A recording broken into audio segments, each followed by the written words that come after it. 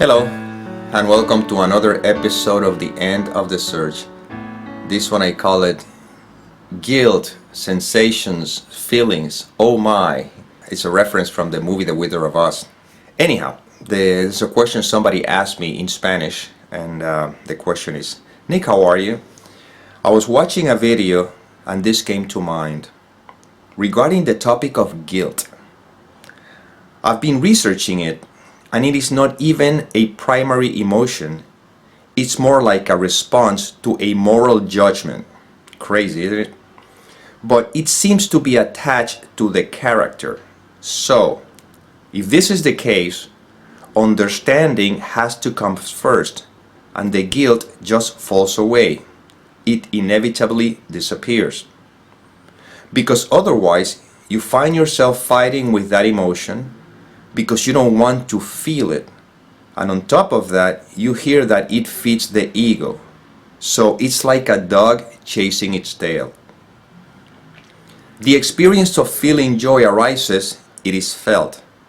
The experience of sadness, the experience of anger, the experience of euphoria, they are inevitably natural.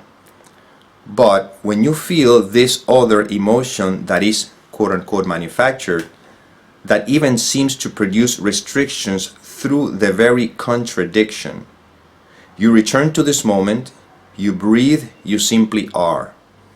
But that doesn't happen like the other emotions. That's why I ask, could it be that understanding has to come first, or is simply left focusing on this moment, being moment by moment? What can be done, Nick? In theory, according to what I hear, there's nothing that can be done. Okay. It says something along the person said over here, I believe that there's a difference between the emotions of guilt and, let's say, fear, sadness or joy or anger or euphoria. Well, that's what appears to be. The cause of a sadness, what could it be? Let's say you do a research and the mind says, I feel sad because my dog passed away. Okay? See, suppose it's a cause and effect. Well, same thing with guilt. You can do a research, whatever. You call it natural or unnatural, it doesn't matter. The mind will tell you, I feel guilty because blah, blah, blah. Well, first of all, guilt only is felt when there seems to be a past, like every other story that the mind conjures up. And also because the belief that I'm a doer, you see? But if I'm not the doer, I cannot feel guilty about anything because I'm not in charge of my life anyhow. But regardless of that, let's go back to the simplicity of this. When there's a belief that I'm a separate character, this individual, when I believe this is who I am, then all sorts of emotions will show up. And if you don't believe the content of the mind, which is the one coloring the emotion, then the emotion is just a passing cloud. It's felt, but like everything else, it can continue on. And that applies to everything, whether it's emotions, sensations, or whether it's guilt, whether it's joy, whether it's sadness or anger. Because if you look at it this way, let's say you have a particular emotion that have a particular texture. Doesn't matter what the texture is, but it's just it's energy moving through right now. In some cases, it invokes laughter. In some cases, it invokes tears. In some cases, it invokes like a knot in the stomach. You see, it doesn't matter what the sensation is. It may have a different flavor. Then you color it with a label. Oh, this is anger.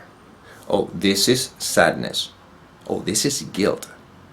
Oh, you see, you begin to put a label on top of that. Then the emotion is not the problem, it's the label. Now, the label is placed on the emotion, but because I still believe I'm a separate character, now it becomes my emotion.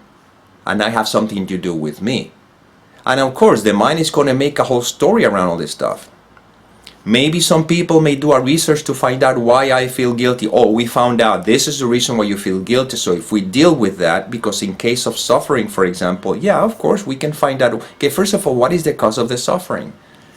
You see? And yeah, the mind will come up with the reasons why, and then you can say, okay, that's the reason why this is happening, consequently now I feel better or so. But in reality, in this world, there's no cause and effect. This world is just the world of effects. So the mind can come up with all kinds of reasons. However, there's another way, which is the direct path. And the direct path is, who is that emotion happening to? You see? When we begin to investigate who we are, when that investigation is seen, then yes, emotions will come through, and it seems as though there's many stories as to why, but you don't have to go there. There's no need to go there. All I know is that this is felt, and this is it, and that's it, and resting in what is, and the emotion just do what it does. It just shows up and then it goes away, but I remain as I am, which is what these videos are pointing to. Otherwise, again, the person seems to be talking from the perspective of an individual. What do I do with this emotion? Well, there's nothing to do, you see? It's just simply be. And the doing is going to happen anyway, because again, you're not the doer. However, within the context we're speaking here, the practicality of this is that, you know, life is unfolding, emotions appear, and they disappear, regardless of whatever the story the mind wants to conjure up. You see?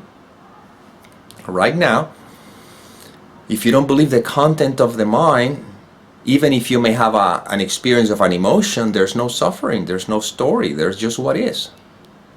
And it'll continue on, it'll do whatever it needs to do, but you remain as I am. You're sort of like the witness, you see? And that's why, again, when this is crystal clear, then all the stories just fall by the wayside, you know?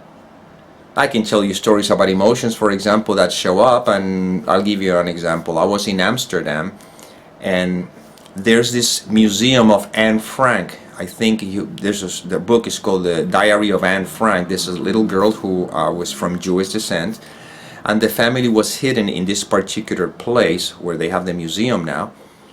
And the Germans find them, and they took them to a concentration camp, and well, she passed away, but she had all this stories she liked to write, and her father, who was the only survivor, was able to put the stories in a book. But I didn't know who she was at the time, so when I was in Amsterdam, I went by that museum, but since I didn't know, I just continue on. If I'd have known, I would have checked it out, right? So then I did some research because I was curious. I don't know why, something in me stayed there. So I found out who she was, and I went online, and I did find a movie about her story, and I watched the movie. After the movie was done, after I watched the movie, an overwhelming sense of sadness, of grief, took over my body. I cannot tell you what happened. It was like a tsunami of grief. And I found myself crying, you know, and it was just this energy that just came through, very, very, very strange, very strong. And I cried, you know, not for hours, just maybe probably about a minute or something like that, but I just felt that, wow, what happened there?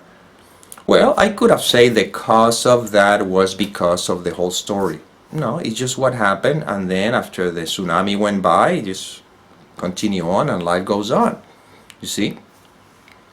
When I've been in relationships, for example, and let's say we part ways, and we've been together for a while, and then I go to a supermarket where we used to buy groceries, and I see a knot in my stomach, and I feel this strong feeling that sometimes I cannot even breathe, so I have to go back home. I mean, of course, I'm not going to cry in the middle of the supermarket, but I go back home, I cry it out, but that's just that, I'm just feeling the raw emotion, you know? And the mind could say the reason I feel this way is because of the relationship. That's, you know, that's why people hang on to their stories for years and years and years.